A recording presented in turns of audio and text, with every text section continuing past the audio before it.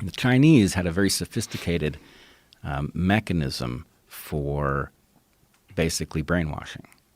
And the mechanism was something that I have seen in this movement, but didn't understand had a formal history. One always imagines brainwashing to be this very aggressive thing. But the incrementalness of the move that was arranged for these POWs was the key feature.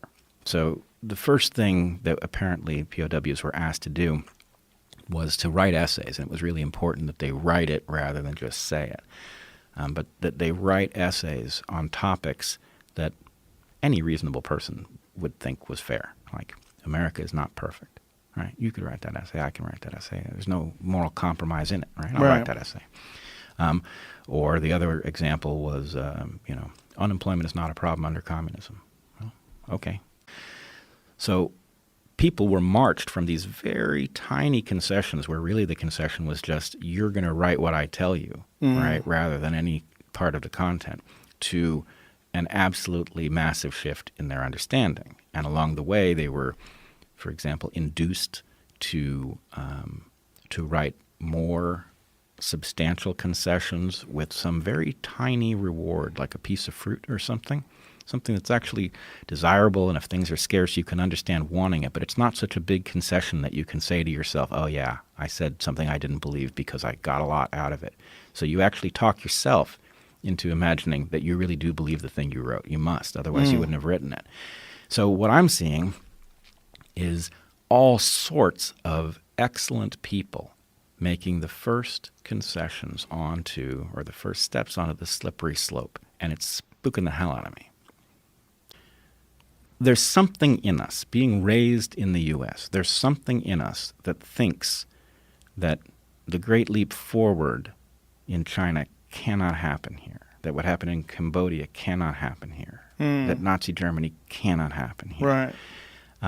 And, the Soviet Union couldn't happen here. I don't know what characteristic it is that people think makes it impossible. I don't think it's impossible.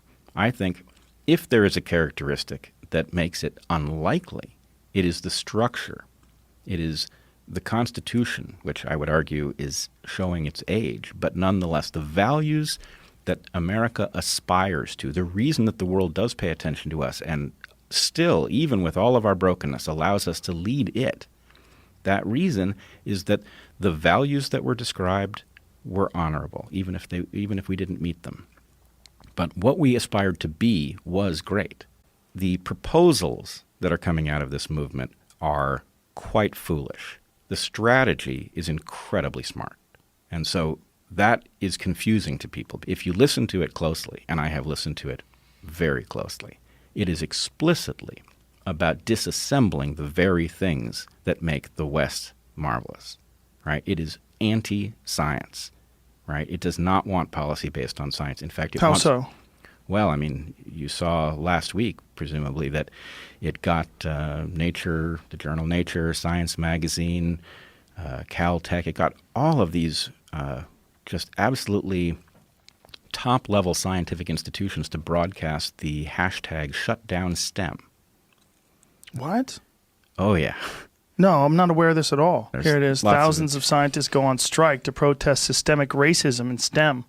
More than 5,000 scientists in 2 prominent scientific journals shut down operations and pledged to use the day to address racial inequalities in science. The strike follows 2 weeks of demonstrations spurred by the police killing of George Floyd, a black man who died after a white police officer. People on social media are spreading word about the strike with the hashtag #ShutDownAcademia, #ShutDownSTEM, and Strike for Black Lives.